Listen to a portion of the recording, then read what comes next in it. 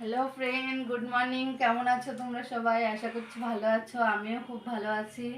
কালকে জন্মাষ্টমীর উপোস ছিলাম, আজকে উপোস ভাঙতে হবে, পারণী করব। দেখতে থাকো ভিডিওটি লাস্ট পর্যন্ত।